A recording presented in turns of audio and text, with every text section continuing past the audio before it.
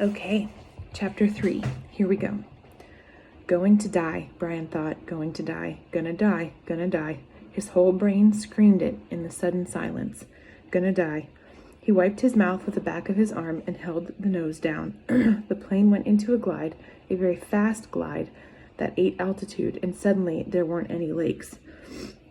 All he'd seen since they started flying over the forest was lakes, and now they were gone. Gone. Out in front, far away in the horizon, he could see lots of them, glittering blue in the late afternoon sun. But he needed one right in front. He desperately needed a lake right in front of the plane, and he saw through the windshield. All he saw through the windshield were trees, green death trees. If he had to turn, he didn't think he could keep the plane flying. His stomach tightened into a series of rolling knots, and his breath came in short bursts. There, not quite in front, but slightly to the right, he saw a lake, L-shaped, with rounded corners, and the plane was nearly aimed at the long part of the L, coming from the bottom and heading to the top. Just a tiny bit to the right. He pushed the rudder pedal gently, and the nose moved over. But the turn cost him speed. Now the lake was above the nose. He pulled back on the wheel slightly, and the nose came up. This caused the plane to slow dramatically and almost seemed to stop and wallow in the air. The controls became very loose-feeling and frightened Brian, making him push the wheel back in. This increased the speed a bit, but filled the windshield once more with nothing but trees, and put the lake well above the nose and out of reach.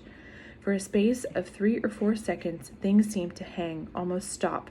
The plane was flying, but so slowly, it would never reach the lake. Brian looked out to the side and saw a small pond. At the edge of the pond, some large animal. He thought a moose standing out in the water. Also still looking, so stopped. The pond and the moose and the trees, all so still looking, so stopped. The pond and the moose and the trees, as he slid over them, now only 300 or 400 feet off the ground, like a picture. Then evening happened all at once. Then everything happened at once. Trees suddenly looked on detail, filled his whole vision with green. He knew he would hit and would die, but his luck held, and just as he was to hit, he came to an open lane, a channel of fallen trees, a wide place leading to the lake. The plane, committed now to landing, to crashing, fell into the wide place like a stone, and Brian eased back on the wheel and braced himself for the crash. But there was a tiny bit of speed left. When he pulled on the wheel, the nose came up, and he saw in front the blue of the lake, and at the instant the plane hit the trees. There was a great wrenching as the wings caught the pines at the sides of the clearing and broke back, ripping back just outside the main braces. Dust and dirt blew off the door into his face. So hard, he thought, there must have been some kind of explosion. He was momentarily blinded and slammed forward in the seat, smashing his head on the wheel.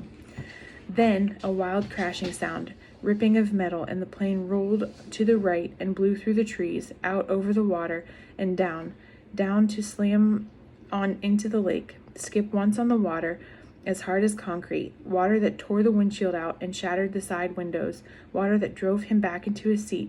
Somebody was screaming as the plane drove down into the water.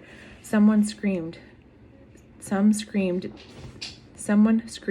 tight animal screams of fear and pain, and he did not know that it was his sound, that he roared against the water that took him and the plane still deeper down in the water.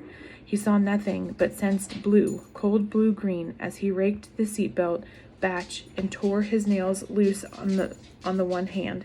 He ripped at it until it released, and somehow the water, trying to kill him, to end him, somehow pulled himself out of the shattered front window and clawed up into the blue. Felt something holding him back, felt his windbreaker tear, and he was free, tearing free, ripping free.